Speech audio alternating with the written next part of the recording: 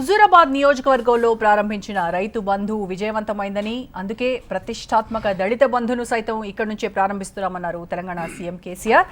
ఉద్యమ సమయంలోనూ సింహగర్జన కరీంనగర్లోనే జరిగిందన్నారు.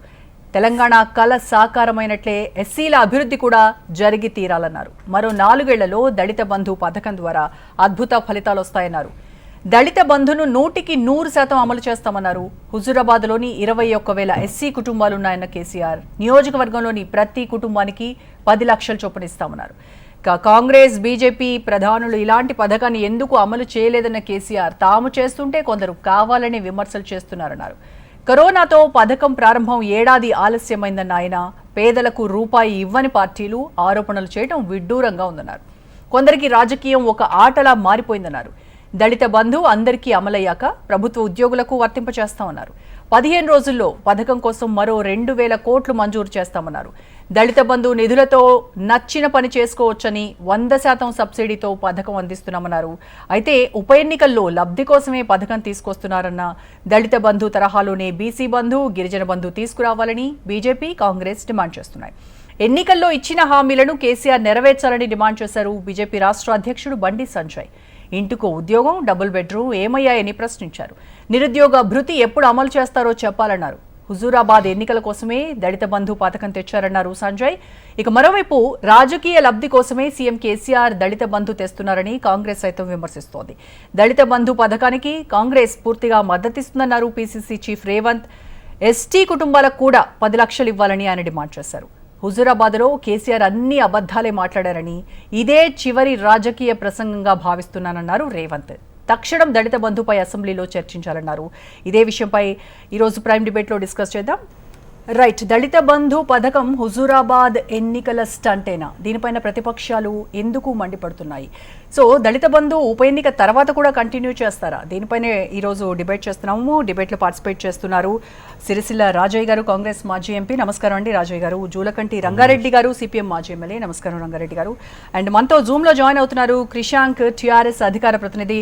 నమస్తే క్రిషాంక్ గారు. శోభ గారు జాయిన్ అవుతున్నారు, బీజేపీ మాజీ ఎమ్మెల్యే. నమస్తే శోభ గారు. గుడ్ ఈవినింగ్ అండి. నమస్తే. ఎస్ క్రిషాంక్ గారు, ముందుగా మీతో మొదలెడదాం. ఏంటి దళితుల ఆర్థిక అభ్యున్నతి ఈ దళిత బంధు పథకంతో నెరవేరుతుందంటారా? మరి మిగతా వర్గాల పరిస్థితి ఏంటి? వెనకబడినటువంటి వర్గాల నుంచి డిమాండ్లు వస్తే అప్పుడు ప్రభుత్వం చేయాల్సినటువంటి పనులు, చేయాల్సినటువంటి చర్యలు, వీటన్నిటికీ కూడా ప్రభుత్వం సిద్ధంగా ఉందా? డెఫినెట్ గా రోజా గారు, ఒకటి ఈ రోజు గమనించాల్సిన అవసరం ఉన్నది. చారిత్రాత్మక దినము దళిత బంధు కార్యక్రమం. ప్రత్యేకంగా కూడా దళిత సమాజంలో ఉన్న ఏదైతే అట్టడుగు స్థాయిలో ఉన్న నిరుపేదలు ఉన్నారో వాళ్ళను నిజంగా కూడా ఆర్థికాభివృద్ధి, బాబాసాహెబ్ అంబేద్కర్ ఎంఫసైజ్ చేసింది కూడా ఎకనామిక్స్ అండ్ ఆంట్రప్రెనర్షిప్ మీద. సో మరీ ముఖ్యంగా ఈరోజు మరి తెలంగాణ ప్రభుత్వం ఏ సామాజిక వర్గం అయితే డప్పులు కొట్టే వాళ్లకు బ్యాంక్ డిపాజిట్స్ చేసుకునే అర్హత ఉండాలి, ఆ స్థాయిలో ఎదగాలి. అండ్ చెప్పులు కుట్టుకునే వాళ్ళు చెక్కులు రాసే స్థాయికి ఎదగాల్సిన అవసరం ఉన్నది. సఫాయి చేసిన వాళ్ళు మరి రేపు సూట్లు వేసుకొని వ్యాపారం చేసుకోవాల్సిన అవసరం ఉన్నది. సో వీళ్ళకి ప్రత్యేకంగా ఈరోజు మనం ఆలోచించాల్సిన అవసరం ఉన్నది. ఏ కాస్ట్ బేస్డ్ ప్రొఫెషన్స్ అయితే ఎకనామిక్ అప్లిఫ్ట్మెంట్ లేకుండానో అట్లాంటిది ఈరోజు అభిజిత్ బెనర్జీ గారని నోబెల్ లారెట్, వారే డైరెక్ట్ బెనిఫిట్ ట్రాన్స్ఫర్ స్కీమ్ ని ఈరోజు దేశవ్యాప్తంగా మాట్లాడుతున్నారు. అట్లాంటిది ఈరోజు తెలంగాణ ప్రభుత్వం మరి దళితులకు ఈ దళిత బంధువుని తీసుకొని రావడం నిజంగా కూడా ఈ రోజు అందరూ కూడా దీన్ని యాక్సెప్ట్ చేస్తున్నారు. అయితే ఒకటి నేను చెప్పాలనుకుంటున్నాను, కూడా యాక్సెప్ట్ చేస్తున్నారు, అందరూ స్వాగతిస్తున్నారు. దళితులకు ఖచ్చితంగా వాళ్ళ అభివృద్ధికి ప్రోత్సాహకంగా మీరు ఇచ్చేటువంటి 10 లక్షలు కనుక నిజంగా ప్రతి ఒక్కళ్ళు కూడా, మానవత్వం ఉన్న ప్రతి ఒక్కళ్ళు కూడా దీన్ని హర్షిస్తారు. ఎవ్వరు కూడా దీనికి నో చెప్పరు. బట్ ఇక్కడ రైజ్ చేసేటువంటి పాయింట్ అయితే ప్రతిపక్షాలు కావచ్చు, ప్రజల్లో ఉన్నటువంటి డౌట్స్ కావచ్చు. హుజూరాబాద్ ఎన్నిక టార్గెట్ గానే ఈ పథకాన్ని ప్రవేశపెడుతోంది టీఆర్ఎస్ గవర్నమెంట్. ఉప ఎన్నిక తర్వాత దీన్ని అమలు పరుస్తారా, అటకెక్కిస్తారా?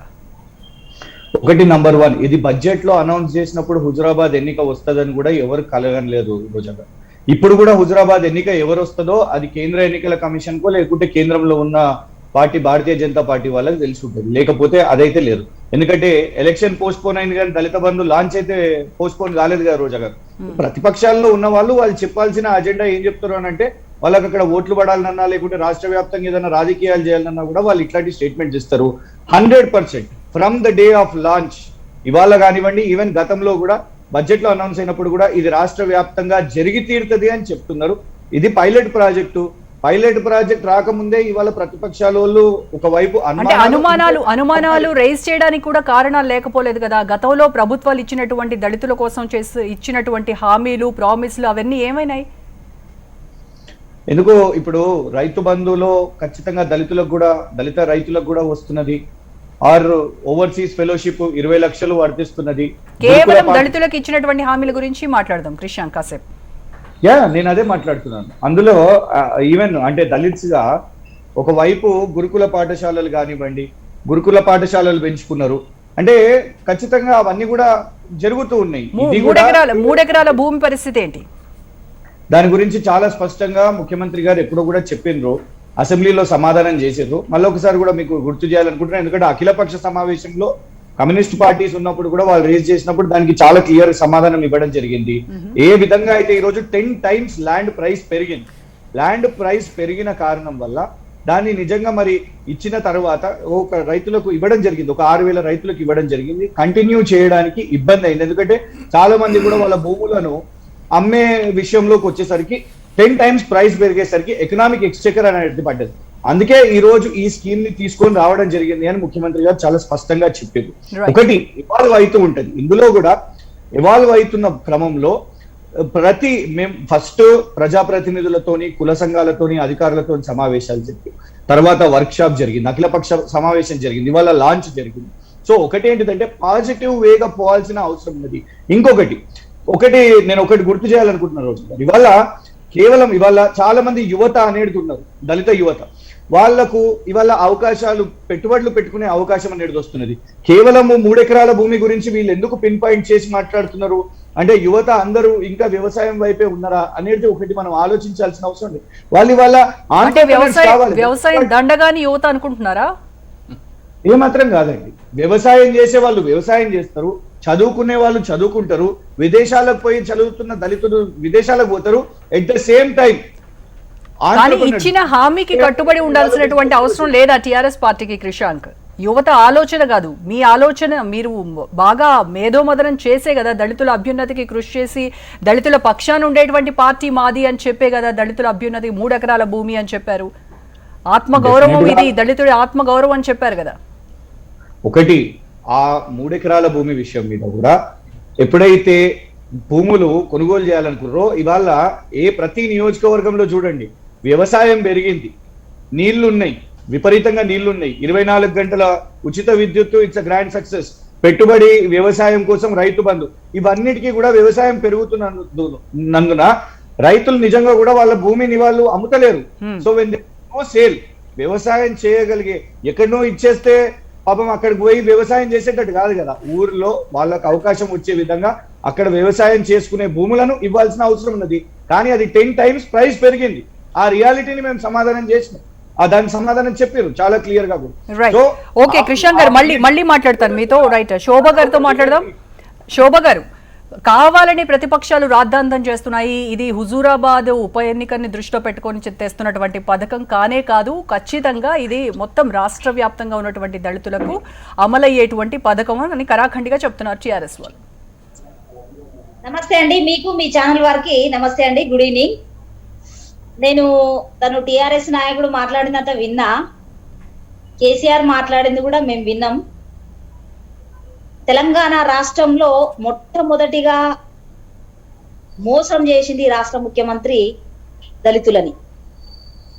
ఎందుకంటే ఉద్యమ కాలంలో దళితుల్ని ముఖ్యమంత్రిని చేస్తా, నేను కావలి కుక్కలాగుంటా, నా ముసలింత సద్దండకు వస్తే నేను తినుకుంటుంటా, నా బిడ్డ నా కొడుకు అమెరికాలు ఉన్నారా అని అన్నారు. కేసీఆర్ అనేటోడు మాట తప్పితే తలకాయ అంటే మెడ మీద తలకాయ ఉండేది నరికేసుకుంటా అన్నాడు. దళితుని ముఖ్యమంత్రి చేసిండా అండి? చేయలేదు. మొట్టమొదటిగా మమ్మల్నే మోసం చేసిండు, ఆయన తలకాయ తీసేసుకోలేదు. రెండోసారి ఆయన ముఖ్యమంత్రిగా ఉన్నాడు. దళితులకి 3 ఎకరాల భూమి ఇస్తానన్నాడు, ఇచ్చిండా అండి? అది మోసం, దగ. 7 ఏళ్ల కాలంలో మా దళితులకి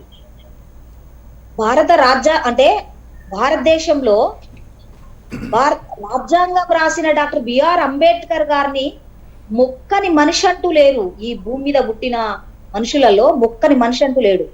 కానీ మొక్కని వ్యక్తి అంటే ముఖ్యమంత్రి, మీ రాష్ట్ర ముఖ్యమంత్రి ఈయనొక్కడే. బిఆర్ అంబేద్కర్ గారిని మొక్కని వ్యక్తి అంటే రోజా గారు ఒక ప్రశ్న ఇవాళ మొక్కారు అడగాలి. కదండి, ఇవాళ పూలు అర్పించారు, నివాళులు అర్పించి మరి పథకాన్ని స్టార్ట్ చేశారు కదా. హా. నేను మాట్లాడతలేను, ప్రశ్న అడుగుతున్నా.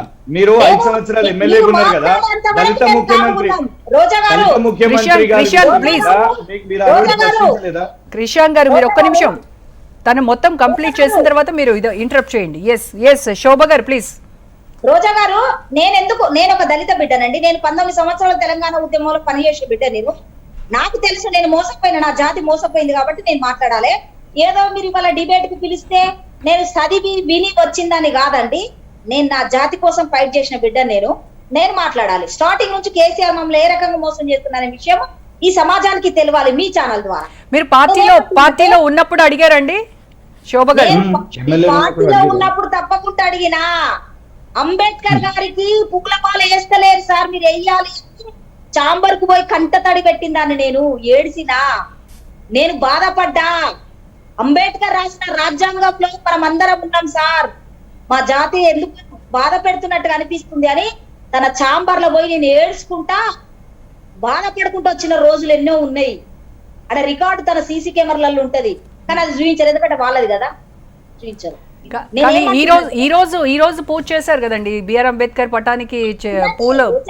ప్లీజ్ నాకు టైం ఇస్తానంటే నేను మాట్లాడతా, తనకు కూడా టైం ఇవ్వండి. నాకు టైం ఇస్తానంటే నేను మాట్లాడతా. మీరే మాట్లాడుతున్నారు, మిమ్మల్ని అడుగుతున్నాను. ఈ రోజు దళిత బంధు పథకం ప్రారంభోత్సవంలో బిఆర్ అంబేద్కర్ ఫోటోకి పూలమాలలు వేసి నివాళులు అర్పించారు కేసీఆర్ అంటున్నాను. అది దయ వల్ల ఇలా హుజరా రాజీనామా చేసిండు కాబట్టి, బై ఎలక్షన్లు వచ్చినాయి కాబట్టి ఇవాళ అంబేద్కర్ గారికి రాజ్యాంగ నిర్మాతకి చేస్తలేరు. నేను కేసీఆర్ గారికి చిత్తశుద్ధి ఉంటే అంబేద్కర్ గారి విగ్రహము, కాంచి విగ్రహము 125 అడుగుల కాంచి విగ్రహం పెడతా. భారతదేశంలో ఎక్కడి కూడా లేని విగ్రహాన్ని నేను హైదరాబాద్ నడిపోతున్న పెడుతున్నాను. పెట్టిండ్రా అండి కేసీఆర్ గారు? పెట్టిండ్రా మీరు? అవునా కాదా? అంతే, ఇది ఒకటి అయిపోయింది. సరే, దళిత బంధు గొడిగే శోభక్కగా నేను జాతి మాదిగ కులంలో పుట్టిన బిడ్డగా నేను స్వాగతిస్తున్నా. దాన్ని నేను ఎట్టి పరిస్థితిలో వ్యతిరేకించా. ఆ జాతి ఇంకా కూడా చాలా ఊరికి దూరంగా బతుకులో ఆగంగా నా జాతి తెలంగాణ రాష్ట్రం వచ్చిన ఇంకా మా బతుకులు మారలే. ఇంకా కేసీఆర్ దయ వల్ల మా బతుకులు ఇంకా హీనంగా అయిపోయినాయి. నేను అంటున్నా, తననే అడుగుతున్నా. ఇప్పుడు తన టిఆర్ఎస్ పార్టీ నుండి వచ్చిండు కదా, తనైతే నేను ఎప్పుడు చూడలే. ఉద్యమ కాలంలో మేము భార్య భర్తలము, మేము ఉస్మానియా యూనివర్సిటీలో చేసినామండి. మేము ఉస్మానియా యూనివర్సిటీలో 6 సార్లు జైల్లో ఉన్నాం.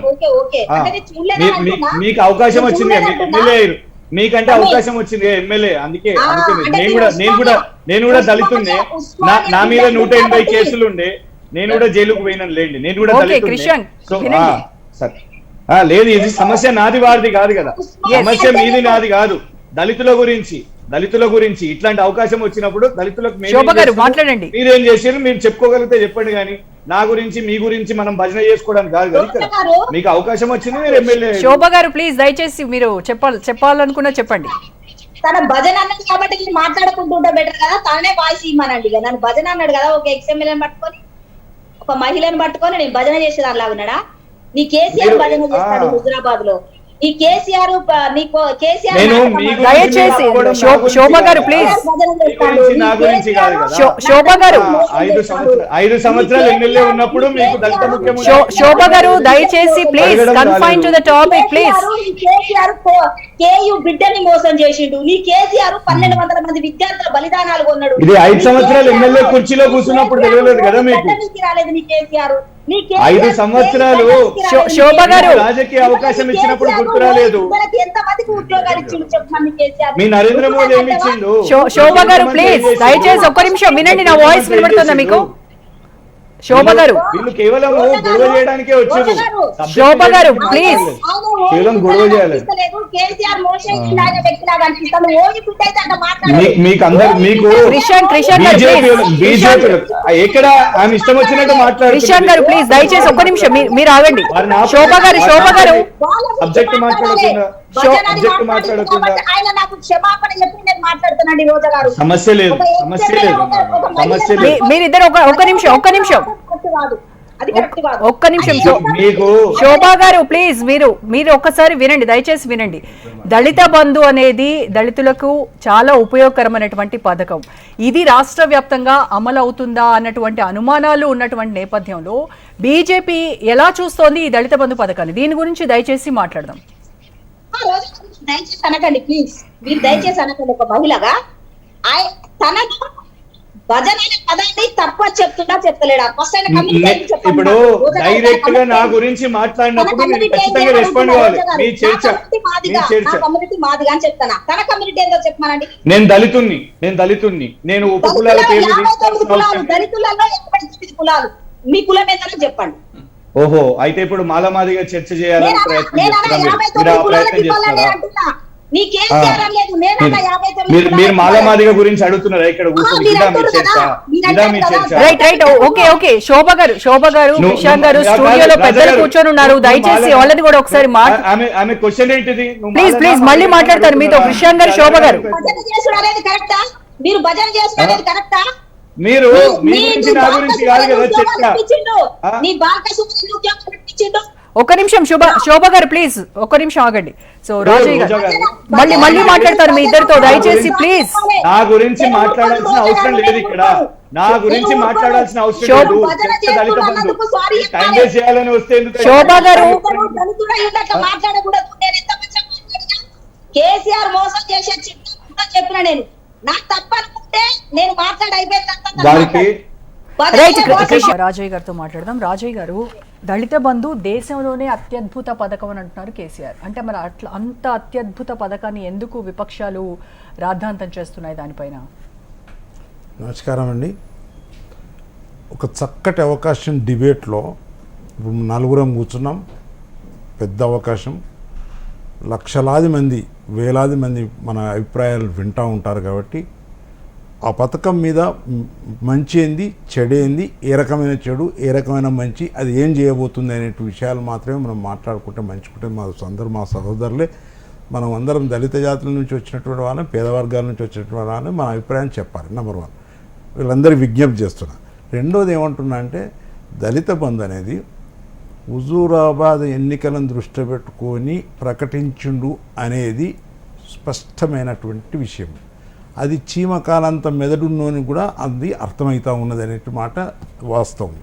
దాన్ని కూడా నేను రాజకీయంగా చేస్తున్నాను, నేను ఏమో సన్నాసన మాట నడుపుతున్నా, నేను ఇస్తున్నా దాని కొరకే అని అన్నాడు అయిపోయి. నేనేమంటున్నా అంటే దళిత బంధు రాజకీయ ప్రయోజనం కోసం లబ్ధి కోసం ఇచ్చినవి ఇది మంచిది కాదు. ఎందుకు మంచిది కాదు అని అంటే ఫ్రీ అండ్ ఫెయిర్ ఎలక్షన్స్ జరపాలని మన రాజ్యాంగంలో రాసుకున్నాం. దానికి మనం బద్దులమై ఉండవలసిన అవసరం ఉన్నది. దళిత బంధు ఇచ్చి ప్రజాస్వామ్యాన్ని నట్టేట ముంచటం, బహిరంగంగా దాన్ని తుంగల దొక్కుతూ ఉన్నాడు. ఇది కరెక్ట్ కాదు. ప్రజల కొరకు, ప్రజల చేత, ప్రజల వల్ల ఏర్పడ్డ ప్రజారాజ్యం ఏర్పడాలి. ఓటు సద్వినియోగం చేయబడాలి. ఓటు హక్కు ఒక బ్రహ్మాండమైన హక్కు. పెద్ద ప్రజాస్వామ్య దేశం మంది, ఉపఖండమంత దేశము. పేదోళ్ళకు ఒకటే ఓటిచ్చిండు డాక్టర్ బిఆర్ అంబేద్కర్, లేని వారికి ఒకటే ఓటిచ్చిండు, బాగా చదువుకున్న వారికి ఒకటే ఓటిచ్చిండు, నిరక్షరాస్యుని కూడా ఒకటే ఓటిచ్చిండు. అప్పుడున్నటువంటి కౌన్సిల్ను మెప్పించి ఒప్పించి బ్రహ్మాండమైన ఆయుధాన్ని చేతిలో పెట్టి ఆ దేశం యొక్క పరిపాలన వాళ్ళే చేసుకుంటారు, వాళ్ళే నిర్మాణం చేసుకుంటారు. ప్రజల వలన ఏర్పడాలి ఈ ప్రభుత్వాన్ని ఏర్పాటు చేస్తే దాన్ని నిజంగా అంటే ఏమాత్రం సంకోచం లేకుండా గురువింద గింజ దాని రంగును చూసి కూడా సిగ్గుపడకుండా బహిరంగంగా చేసేటువంటి విధానం ఇది మంచిది కాదు. ఈ ప్రజాస్వామ్య వ్యవస్థకు ఇది గొడ్డలి పెట్టు అనేటువంటి మాత్రం తెలియజేస్తా ఉన్నాను. కానీ రాజయ్య గారు, రైతు బంధు కూడా అక్కడి నుంచే కదా మొదలు పెట్టారు, ఒక సెంటిమెంట్ గా చూస్తున్నామని చెప్తున్నారు కదా. రైతు బంధు కూడా ఉప ఎన్నికలను దృష్టి పెట్టుకొని చేసిండు. ఇప్పుడు నేను ఒకటే మాట అంటున్నాను, నేను 66, 67 ఏళ్ళ వ్యక్తిని. కేసీఆర్ దరిదాపుగా నా అంత వయసు ఉన్నది, 66 ఏళ్ళు, 67 ఏళ్ళు, 40 ఏళ్ళ రాజకీయ చరిత్ర ఉంది. దళితులకు విషయం ఇప్పుడే గుర్తొచ్చిందా, ఇదివరకు జ్ఞాపకం లేదా? దళితుల యొక్క పేదరికం, దళితుల యొక్క జీవన ప్రమాణాలు ఏ రకంగా ఉన్నాయని ఈరోజు గుర్తొచ్చిందా? ఈరోజు చిన్న పేగు నుంచి పెద్ద పేగు నుంచి ఒర్రుకుంటా బయటకు వస్తుందా? కాదు, ఇది సరి అనేది కాదు. అది రాజకీయ లబ్ధి అనేది తెలిసిపోతుంది.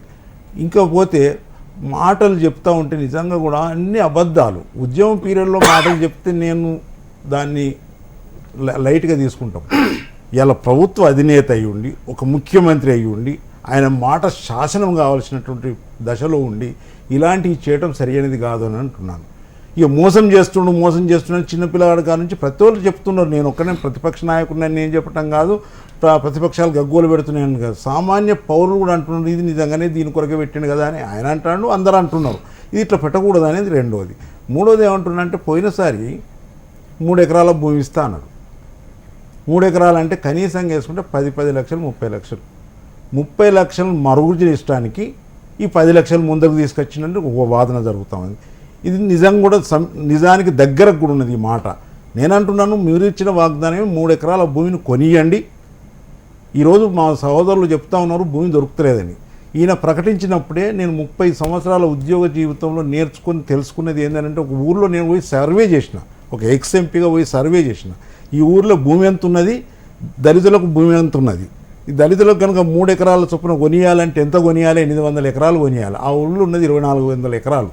800 ఎకరాలు కొనిస్తే ఈ నిరాశ్రయులను ఏం చేస్తాడు? ఈ భూమి ఇలా అమ్ముతారా? అమ్మే పరిస్థితి ఉంటుందా? ఉండని పరిస్థితి వచ్చినప్పుడు ఎట్లా? అప్పుడే నేను ఆ రోజే కేక వేసిన, డిమాండ్ చేసిన, ఏ ఊళ్ళో అయితే భూమి దొరుకుద్దో ఆ 3 ఎకరాలు కొని, ఏ ఊళ్ళో అయితే భూమి దొరకదో, ఎవరైతే లబ్ధిదారులకు ఇవ్వాల్సి ఉన్నదో అంత మేరకు డబ్బులు వాళ్ళకు చెల్లించు. వాళ్ళు ఎక్కడన్నా కొనుక్కుంటారు, అవసరం ఉన్న చోట కొనుక్కుంటారు, వాళ్ళు అవసరం ఉన్న పనులు చేసుకుంటారని కూడా ఆ రోజే చెప్పినాం. దాన్ని పక్కకు వారేసి దాన్ని స్కీమ్ను అమలు చేయక ఈరోజు దళిత బంధుని తీసుకొచ్చినాం. మీ అబ్జెక్షన్స్ ఏంటి సార్ దళిత బంధు గురించి? అసలు దళిత బంధుని నేను ఆహ్వానిస్తున్నా. దాన్ని ఏకకాలంలో రాష్ట్రమంతటా అందరి దళితులకు అమలు చేయాలంటున్నా, బిఫోర్ నోటిఫికేషన్ అంటున్నా. ఒక్క హుజురాబాద్నే అమలు చేసి శాంపుల్ చేసి అక్కడిని ఆరంభించి అక్కడిని ముగింపు పలికేటువంటి కార్యక్రమం చేయకూడదు అని దానికి. దాంతో పాటుగా నేనేమంటున్నా, గతంలో ఇచ్చిన 3 ఎకరాల హామీని కూడా అమలు చేయమంటున్నా. అమల్లో నీకున్న ఇబ్బందులు నాకు తెలుసు. భూమి దొరకదనే విషయం నీకు తెలుసు కావచ్చు, నీకు తెలిసే ప్రకటించినవు, తెలియక ప్రకటించినవు. నేను వెంటనే వెళ్ళి ఇంత మంచి స్కీమ్ ఇస్తున్నా, గొప్పగా మా జనం బ్రతుకు తెరువు పెరుగుతుంది, గౌరవం పెరుగుతుంది, సామాజిక స్థాయి పెరుగుతుందని నేను పోయి సర్వే చేసుకున్నా. నాలాంటి నాయకులు అనేక మంది ఉంటుంటారు, అనేక మంది అనుకుని ఉంటారు. ఊళ్ళో దొరకదా అని ఆలోచన చేసినాం. వెంటనే చెప్పిన, వారం రోజులనే చెప్పిన, ఇది దొరకదు, ఇది అయ్యే పని కాదు, డబ్బులు ఇవ్వమని చెప్పినాం. ఆ డబ్బులు ఇచ్చేస్తే ఇది వరకు వాళ్ళు ఎంతో మెరుగైన జీవన ప్రమాణం మెరుగయ్యేటువంటి అవకాశం ఉండేది. నెంబర్ 2. నెంబర్ 3 ఇంకొకటి ఏమంటున్నా అంటే, దళితుని ముఖ్యమంత్రి చేస్తా అన్నాడు, లేకపోతే మెడ నరుక్కుంటా అన్నాడు. ఇట్లాంటి మాటలు చెప్పి మోసం చేసేటువంటి కార్యక్రమం జరుగుతూ ఉంది. ఇది మంచిది కాదు ప్రజాస్వామ్య వ్యవస్థలో. ఎవరైనా చూస్తే నవ్విపోతారు ఇలాంటి మాటలు చెప్తే అనేటువంటి మాట తెలియజేస్తున్నారు. ఒక ముఖ్యమంత్రి ఒక మాట చెప్తే దాన్ని నిలబెట్టుకోవాల్సిన అవసరం ఉంది. అట్లనే ఇంటికో ఉద్యోగం ఇస్తున్నాడు, అది పోని అది ఇయ్యలేడని అందరికీ ఎరికే. అయినా చెప్పారేసాడు, అందరు నమ్మిండ్రు. మొన్న ఏమన్నాడు, నిరుద్యోగ భృతి ఇస్తా అన్నాడు, ఇచ్చిండా? ఇయ్యడు. నిరుద్యోగ భృతి ఇస్తే సరిపోతుండే కదా. ఇవాళ దళిత బంధు ఇచ్చే కార్యక్రమంలో కూడా నేను ఒకటే అంటున్నాను, దాని పంపింగ్ను కూడా ఒక సిస్టంలో పంపు చేయాలన్నా. ఒక సిస్టమ్లు ఎన్నికలు అవుతున్నాయి కదా, టపటప ఇచ్చేసి మళ్ళీ అక్కడనే బంధు పెట్టే కార్యక్రమం చేస్తూ ఉంటాను. మాయ మాటలు చెప్పి నడిపించుకునే కార్యక్రమం ఉంటుంది. మట్టకు బెల్లం పెట్టి మోచేత నాకు ఇచ్చేటువంటి కార్యక్రమం చేస్తూ ఉన్నారు. ఇది మంచి విధానం కాదు, ఆరోగ్యకరమైన సమాజానికి ఇది సంకేతం కాదు అనేటువంటి మాట చెప్తున్నాను. ఈ టీవీ మీడియా ద్వారా అనేక మంది విశ్లేషకులు కూడా చూస్తారు, అనేక మంది దళితులే కాక దళితేతరులందరూ కూడా చూస్తూ ఉంటారు. ప్రజాస్వామ్యాన్ని హత్య చేయబడుతుందా, ప్రజాస్వామ్యాన్ని మనం పెంచుతున్నామా? ప్రజల కొరకు, ప్రజల వలన, ప్రజల చేత ఏర్పడినటువంటి ప్రజారాజ్యంలో ఓటు హక్కు ఒక ప్రధానమైన అంశమైనప్పుడు మనది ఉపఖండవంత దేశం, ఒక ఫ్లెక్సిబుల్ బ్రహ్మాండమైన అద్భుతమైనటువంటి రాజ్యాంగం. ఈ రాజ్యాంగాన్ని కాపాడుకొని నడపవలసిన బాధ్యత ఉన్నది. అదే రకంగా ఇక దళితులకు చెప్తాను 125 ఫీట్లు విగ్రహం పెడతా అన్నాడు. ఒక్కరోజు ఇప్పటిదాకా ఇవాళ వేయండి వేసిండు. నేను ఆలోచన చేస్తున్నా, ఇవాళ వేసిండు, ఎందుకు వేసిండు? ఓట్లున్నాయి కాబట్టి వేసిండు. ఎందుకు పెట్టిండు? ఓట్లున్నాయి కాబట్టి దళిత బంధు పెట్టిండు. ఇట్లా కాదు, జయంతులు వచ్చినాయి, వర్ధంతులు వచ్చినాయి, 7 నెలల 14 సార్లు. ఎన్నడన్నా అక్కడికి పోయినావా? లేదు. ఎక్కడన్నా దళితులు ఆత్మహత్య చేసుకుంటున్నాం, విద్యార్థి ఆత్మహత్య చేసుకుంటున్నాం, ఎక్కడన్నా అఘాయిత్యం జరుగుతున్నాం, పోయినావా వాళ్ళ దగ్గరికి? వాళ్ళను ఓదార్చినవా? ఓదార్చలే. నీకు టైం లేదు. ప్రభుత్వ ప్రయారిటీనే దళితుల సంక్షేమం అని చెప్తున్నారు కదా. అది ఇప్పుడు ఎట్లా గుర్తొచ్చింది అంటున్నా. ఇన్ని రోజులు లేని స్పృహ పాపం, నేను అదృష్టం 67 ఏళ్ళ కన్నా వచ్చింది, నేను దానికి అభినందిస్తున్నా. ఇన్ని రోజులు లేదు పాపం. ప్రతిపక్షంలో ఉన్నావో పక్షంలో ఉన్నావో అనేక సంవత్సరాలు మాతో కలిసి పోరాటం చేసినావు, కలిసి బ్రతికినావు. ఓట్లప్పుడు మేము జ్ఞాపకం వస్తాం, నాకు ఎరికే. సీట్లప్పుడు మేము జ్ఞాపకం రాము, నాకు తెలుసు.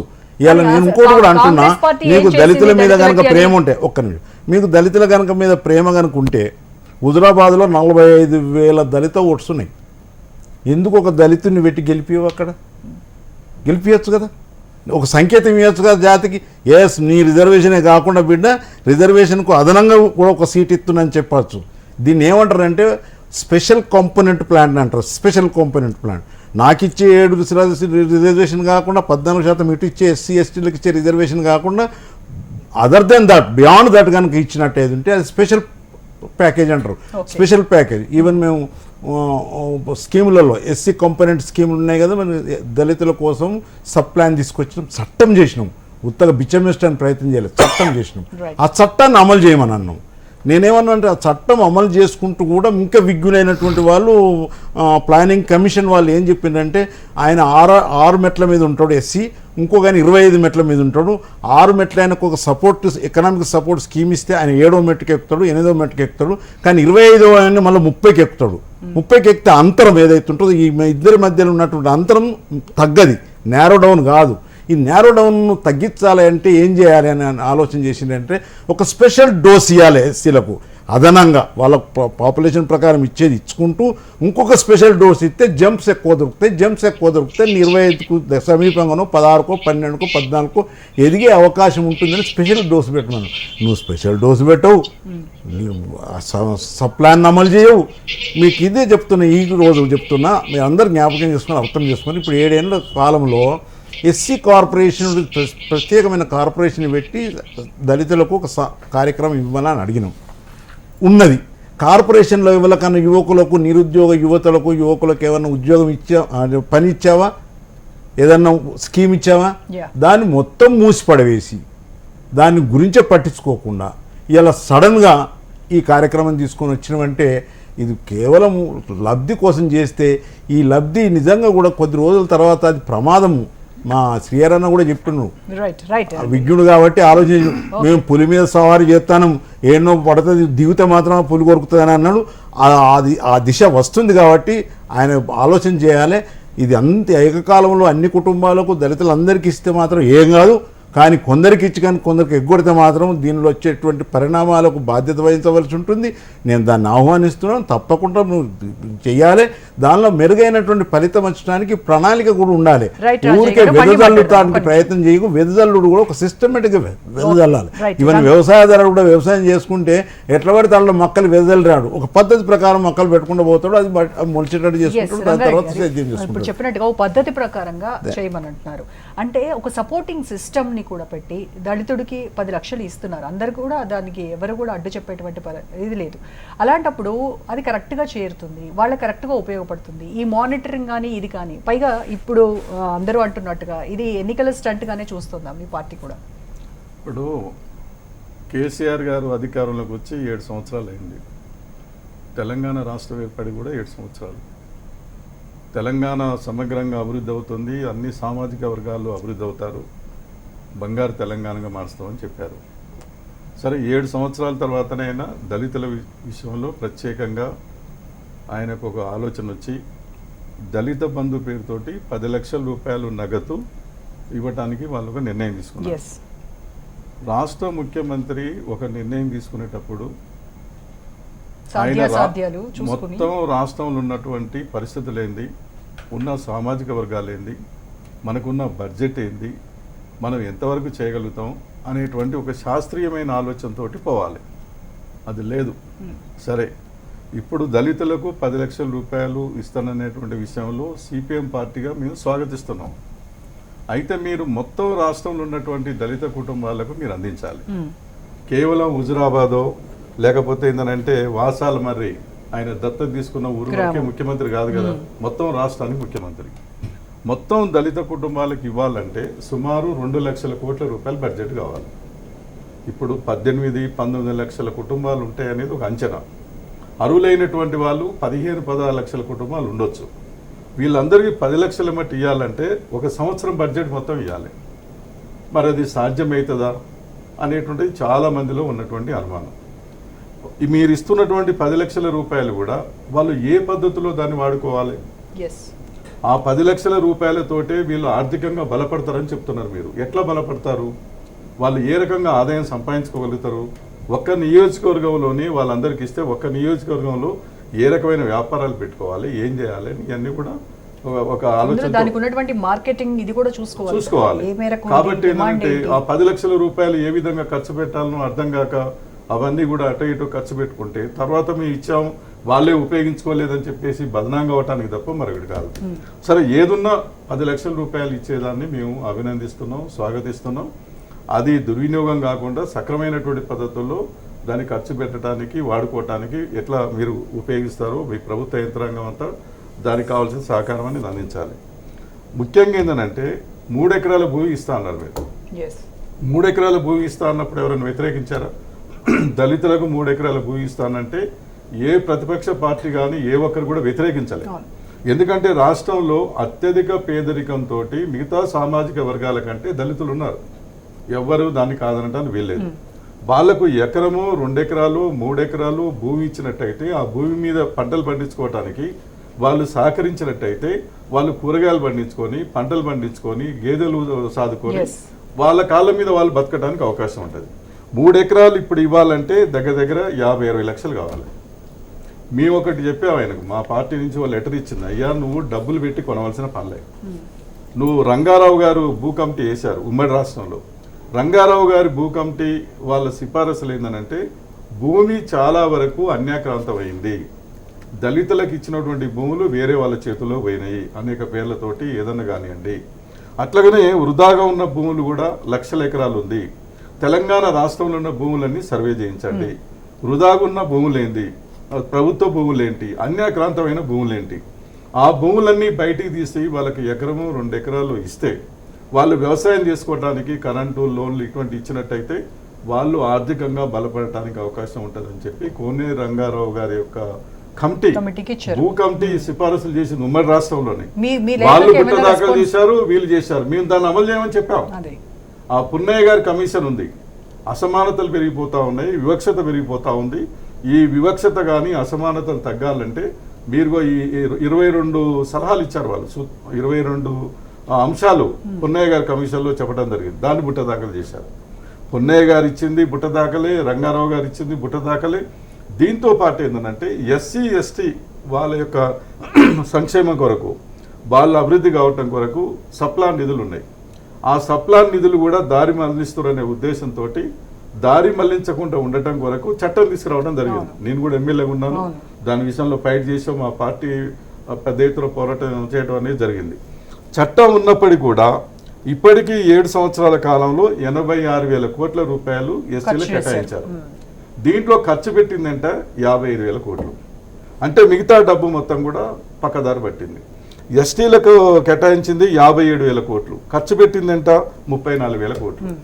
మిగతా డబ్బంతా కూడా బిర్జీలకు లేకపోతే ఇతర రంగాలకు వాళ్ళు ఇష్టం వచ్చినట్టుగా ఖర్చు చేయడం అనేది జరుగుతుంది. కాబట్టి ఏంటంటే వాళ్లకు చట్టపరంగా కేటాయించినటువంటి నిధులే మీరు ఇవ్వలేకపోతా ఉన్నారు. ఇవాళ ఈ డబ్బు మీరు ఇవ్వగలుగుతారా అనేది చాలా అపోహాలు, అనుమానాలు బలంగా ఉన్నాయి ప్రజల్లో. ఇది పోవాలంటే మరి ఏ రకంగా ప్రభుత్వం చేయగలుగుతుంది? ఇది ఇస్తానని ఇవ్వకపోతే మాత్రం ఖచ్చితంగా వాళ్ళు ఆ ఉచ్చులో పడ్డట్టే. ఇప్పుడు కాక ప్రతి దళిత కుటుంబానికి 10 లక్షల మంది ఇవ్వకపోతే రేపు హుజురాబాదు ఇచ్చిండ్రు, ఇప్పుడు ఏం డిమాండ్ వస్తున్నది? ఆ ఎస్టీలు మాకు ఎస్టీ బంధు పెట్టమని, గిరిజన బంధు, బీసీ బంధు, మైనార్టీ బంధు, పేదవాళ్ళ బంధు, అగ్రకులాలున్న పేదవాళ్ళ బంధు, తర్వాత ఏంటంటే నిరుద్యోగ బంధు. ఈ బంధులన్నీ పెడితే ప్రభుత్వం బంద్ అయిపోద్ది. ఇవన్నీ అమలు చేసేటువంటి పరిస్థితి అనేది ఉందా అనేటువంటిది ఇవాళ ఆలోచన అనేది సోయి అనేది తెచ్చుకోవాలి. కాబట్టి ఏంటంటే ఒక ప్రణాళికాబద్ధంగా రాష్ట్రాన్ని ఎట్లా అభివృద్ధి చేయాలనేది ఒక శాస్త్రీయమైనటువంటి దృక్పథంతో మనకున్న వనరులు ఏంది, బడ్జెట్ ఏంది, ఏ సామాజిక వర్గాలను ఎంతవరకు తీసుకురాగలుగుతాం, ఇదంతా ఉండాలి. అంటే ఈ ఆలోచనలు ఏవి లేకుండానే పథకాలు అనౌన్స్ చేసేస్తున్నారంటారా? వాళ్ళు తాత్కాలికమైనటువంటి రాజకీయ ప్రయోజనాలు పొందటం కొరకు చేస్తున్నారు. ఇవాళ డిమాండ్ ఏమొస్తుంది? ఎమ్మెల్యేలను పట్టుకొని మీరు రాజీనామా చేయండి. మాకు కూడా ఇప్పుడు ఏమైతుంది, ప్రతి నియోజకవర్గంలో వాళ్ళ అనారోగ్యంతో చనిపోయినా, రాజకీయ కారణాలతో రాజీనామా చేసిన, ఉప ఎన్నికలు వస్తే పండగ. మా నియోజకవర్గం అభివృద్ధి కావాలంటే, మీరు రాజీనామా వందల వేల కోట్లు రావాలంటే రాజీనామా చేయండి అని చెప్పి నియోజకవర్గాల ప్రజలు పెద్ద ఎత్తున ఎమ్మెల్యేల మీద ఒత్తిడి చేయడం అనేది జరుగుతుంది. Yes.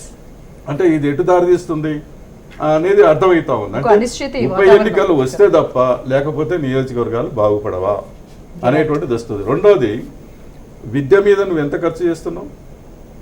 విద్యలో ఇలా దళితులు, గిరిజనులు కానీ మిగతా పేదవాళ్ళు ఎక్కడున్నారు? Yeah. వైద్యం మీద ఎంత ఖర్చు చేస్తా ఉన్నావు? నువ్వు వైద్యాన్ని అభివృద్ధి చేయరు, విద్యను అభివృద్ధి చేయరు, తర్వాత వాళ్ళకి డబుల్ బెడ్రూమ్ ఇల్లు కట్టియరు. అత్త, మామ, కొడుకు, కోడలు సుఖంగా మీరు జీవించాలంటే నేను డబుల్ బెడ్రూమ్ ఇల్లు కట్టిస్తాను అన్నావుగా, ఎంతమంది కట్టించావు? నువ్వు ఇల్లు కట్టించవు, కాలనీలు లేవు, మౌలికమైన సదుపాయాలు లేవు, వైద్యం అందించవు, విద్యను అందించవు.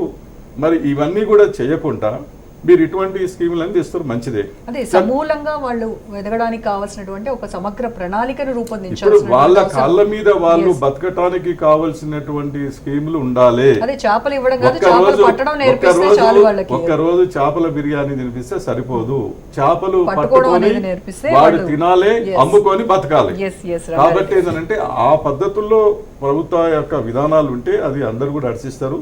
మేము దీన్ని వ్యతిరేకించడం లేదు, స్వాగతిస్తున్నాం, అభినందన. ఎట్లా అమలు రాష్ట్రం చేస్తారు? అంతటా ఏకకాలంలో అమలు చేయాలి. రాష్ట్రం అప్పుడు మొత్తంలో మీరందరూ కూడా రాష్ట్రం హర్షిస్తారు. మొత్తంలో అమలు చేయాలి. Yes. ఆ డబ్బు దుర్వినియోగం కావద్దు. ప్రభుత్వ పరంగా ఎట్లా మీరు మీ యంత్రాంగాన్ని పెట్టి ఏ విధంగా వాళ్ళు దాని మీద Monitoring అనేది అభివృద్ధి చేయగలుగుతారు. చేయాలి. Yes. ఇదంతా సమగ్రంగా లేకపోతే ప్రజలు అనేక రకాల అనుమానాలు, అపోహాలు ఇవన్నీ ఖచ్చితంగా ఉంటాయి. దానికి వీళ్ళు ఎదుర్కోవాల్సి ఉంటుంది కూడా. ఉంటుంది కదా. ఇప్పుడు నిశాంక్ గారు, ఏకకాలంలో ఈ పథకాన్ని ఎందుకు ప్రభుత్వం అమలు చేయలేకపోతోంది? అలా కనుక చేస్తే ఖచ్చితంగా ప్రతిపక్షాలన్నీ కూడా స్వాగతించడానికి సిద్ధంగా ఉన్నాయి అని అందరూ మూకుమ్మడిగా చెప్తున్నారు. ఒకటి రోజా గారు, ఇప్పుడు పథకము ఇంప్లిమెంటేషన్ గురించి మాట్లాడదాం. అంటే మీరు నాకు స్టార్టింగ్ అంతా క్వశ్చన్స్ కూడా 3 ఎకరాల భూమి అవన్నీ అంటే లార్జర్ డిబేట్, లార్జర్ టైం కూడా Yes, ఉంటుంది. ఎందుకంటే yes. ముగ్గురు స్పీకర్స్ కూడా ఉన్నారు కాబట్టి. ఎందుకంటే జూలకంఠ రంగారెడ్డి గారు వ్యాలిడ్ పాయింట్స్ కొన్ని రేజ్ చేయడం జరిగింది ఎట్లా ఇంప్లిమెంటేషన్ గురించి అని. ఆల్రెడీ ముఖ్యమంత్రి గారు చెప్పారు, కానీ మళ్ళీ ఒకసారి మేము కూడా రిపీట్ చేస్తాము. ఒకటి ఏంటిదంటే, ఈ రోజు వాళ్ళ అకౌంట్ నంబర్ 1 ఇది హుజురాబాద్ వరకే కన్ఫైన్ అవుతుందని దాన్ని పదే ప్రజల్లో ఇంకా అనుమానాలు లేవు. మనం ఇక్కడ కూర్చొని దాన్ని క్రియేట్ చేస్తున్నాం, ఖచ్చితంగా చేస్తాము అని ప్రభుత్వం చెప్తున్నది. దాన్ని డెఫినెట్ గా మొత్తం రాష్ట్ర వ్యాప్తంగా ఇంప్లిమెంట్ చేస్తారు అనేసి.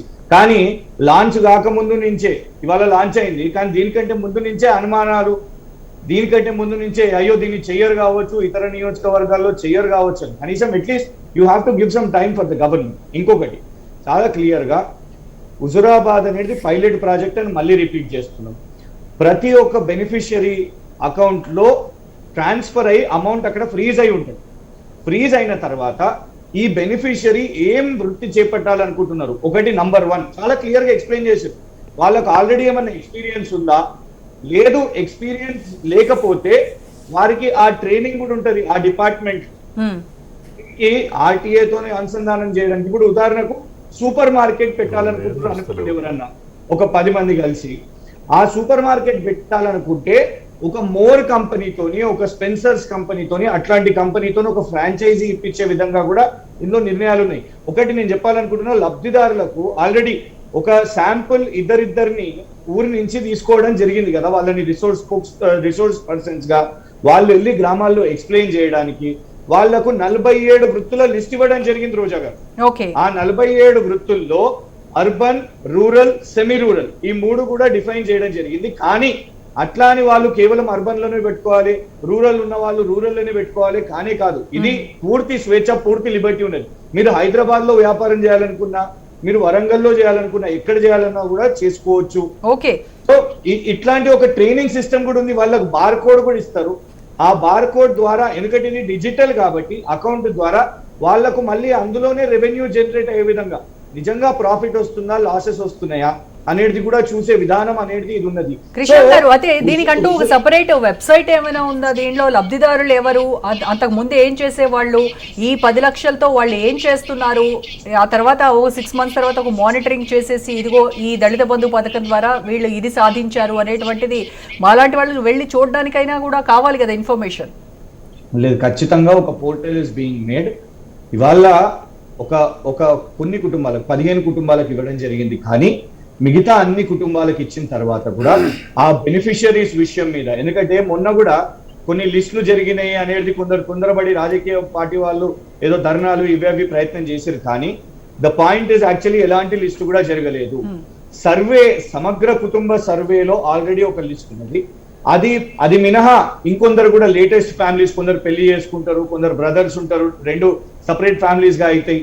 అట్లాంటి ఏమన్నా ఉన్నాయా అనేది అదనపు సర్వే ఒకటి చేయడం జరిగింది. సో ఎట్లాంటి లిస్ట్ ఫైనలైజ్ కాలేదు బెనిఫిషియరీస్. ఇంకోటి చాలా అంటే మనం యూజ్ చేసే టర్మినాలజీ ఇస్ వెరీ ఇంపార్టెంట్. రోజా గారు ఇప్పుడు ఏమంటున్నారు, ప్రభుత్వ అధికారులకు వేరే విడతలు అనేది కాదు ఇక్కడ కింది స్థాయి నుంచి the top level down to top approach అసలు ఏం లేని. ఒకసారి నేను రిక్వెస్ట్ చేసేది ఏంటంటే ఈ 15 కుటుంబాలతో మీరు స్టడీ చేయండి, వాళ్ళ ఆర్థిక పరిస్థితి ఏంటిదో మీరు స్టడీ చేయండి. వాళ్ళు కింది స్థాయి నుంచి ప్రభుత్వ అధికారులకు కూడా దీనికి వర్తింపజేస్తుంది. కానీ ఎట్ ద లాస్ట్ ఫేజ్ ప్రభుత్వ అధికారులకు లాస్ట్ దానిలో మీరు ఇస్తానని చెప్పారు. మీరు కృష్ణ గారు స్ట్రైట్ దానికి మీరు ఆన్సర్ చేయట్లేదు. ఏకకాలంలో ఎందుకు అమలు చేయలేకపోతోంది రాష్ట్ర బడ్జెట్? ఒక ఏడాది బడ్జెట్ దీనికి సరిపోతుందా? 1.5 కోట్లు దీనికి పూర్తిగా ఖర్చు అయినప్పుడు నిజానికి 1.5 కోట్లు అనేది ఒకటేసారి విడుదల చేయలేదు ప్రభుత్వం కూడా. It is not reality. మనం మాట్లాడుకోవాల్సిన అవసరం ఉన్నది. కరెక్ట్. రియాలిటీ లేకుండా ఉట్టిగానే ఉండి 1.5 కోట్లు ఇచ్చేసేయండి అని చెప్తే దట్ ఈస్ నాట్ ఫ్యాక్చువల్ కాదు.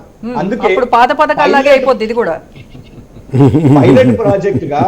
ఎందుకంటే ఇవాళ వీళ్ళు ఉండి 3 ఎకరాల భూమి అసలు నేను అంటే జూలకంఠ రంగారెడ్డి గారిని తర్వాత అడుగుదాం అనుకున్నాను. దీని తర్వాత 30 లక్షలకు ఎక్కడ 3 ఎకరాల భూమి 30 లక్షలు 40 లక్షలు ఎక్కడ దొరుకుతుందో కూడా సూచించాలి.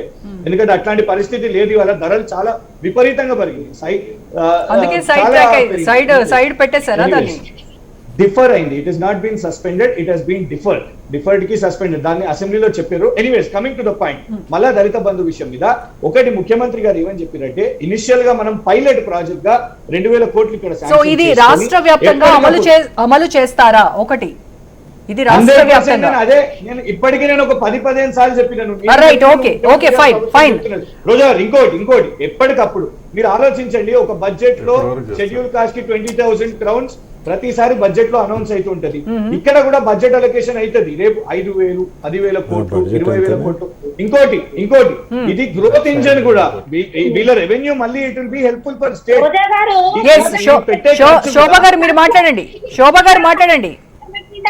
సప్లాన్ ఫండ్స్ తీసుకుపోయి ఇప్పుడు నేను వారిని కౌంటర్ చేస్తే రద్దు చేసిన నరేంద్ర మోదీ గారు మాట్లాడుతున్నారా? రద్దు చేసిన నరేంద్ర మోదీ గారు మాట్లాడుతున్నారా? దేశవ్యాప్తంగా సప్లాన్ ఎవరు రద్దు చేసిర్రు? దేశవ్యాప్తంగా సప్లాన్ ఎవరు రద్దు చేసిర్రు? నాకు సమాధానం చెప్పండి. మేము దాన్ని కంటిన్యూ చేస్తున్నాం. మీరా మాట్లాడండి. సప్లాన్ ని రద్దు చేసింది ఎవరు? దేశవ్యాప్తంగా సప్లాన్ ఎందుకు కాలేదు చెప్పండి. కేంద్ర ప్రభుత్వం చెప్పండి. మేము క్యారీ ఫార్వర్డ్ అని పెట్టింది ఎవరు? క్యారీ ఫార్వర్డ్ అని ఇంక్లూడ్ చేసింది ఎవరు? ఇవాళ అది మీరు చెప్పాల్సిన అవసరం. ఎప్పటికప్పుడు అవుతున్నాయి. మీరా మాట్లాడండి. రద్దు సప్లాన్ ని రద్దు చేసుకొని ఒక నిమిషం కృష్ణ గారు ప్లీజ్ మీరు ఆగాలి. ఒక నిమిషం నేను ఆగే ముందు ఒకటే మాట చెప్పాలనుకుంటున్నాను. ఇక్కడ చర్చ నా గురించో వారి గురించో కాదు. వారు నన్ను ఉద్యమంలో ఇది అది అని అన్నప్పుడు నేను అప్పుడు రేజ్ చేస్తాను. వారి సబ్జెక్ట్ మాట్లాడితే నేను కూడా సైలెంట్ గా ఉంటాను. శోభ గారు ప్లీజ్ మాట్లాడండి. మీరు చూడండి ఇట్లాంటి మాటలు రెచ్చగొట్టే మాట. మీ స్థాయికి మాటలు అవి మీరు ఎమ్మెల్యే మీ స్థాయి గల మాటలు అవి. మీ స్థాయి గల మాటలా శోభ గారు? మీ స్థాయి గల మాటలు అవి.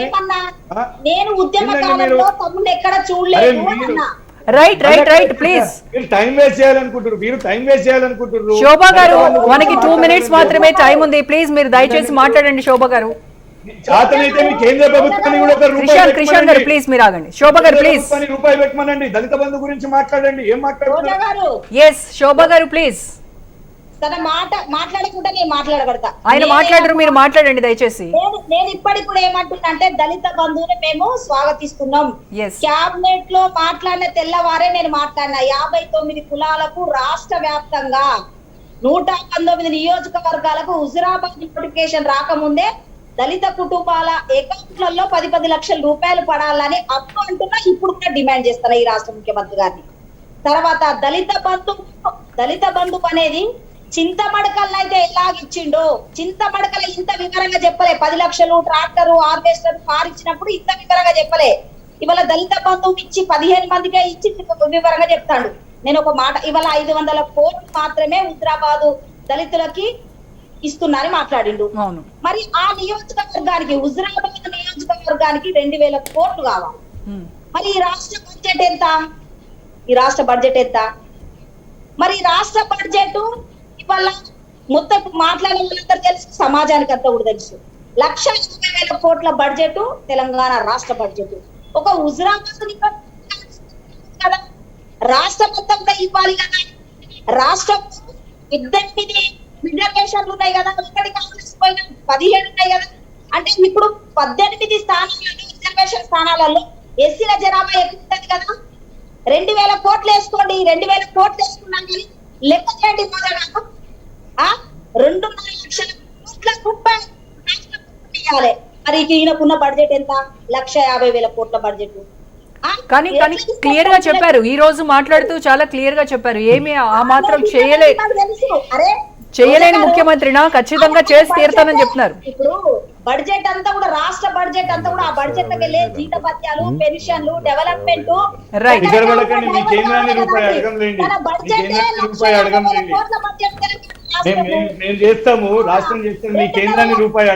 అండి, right. Thank you so much Krishank గారు, శోభ గారు, రాజయ్య గారు, థ్యాంక్ యూ సో మచ్ అండి. రంగారెడ్డి గారు, ఎస్ మనకి టైం పర్మిట్ చేయట్లేదు. థ్యాంక్ యూ సో మచ్ అండి. ఇది వాళ్ళ ప్రైమ్ డిబేట్. రేపటి డిబేట్ లో మళ్ళీ కలుద్దాం. నమస్తే.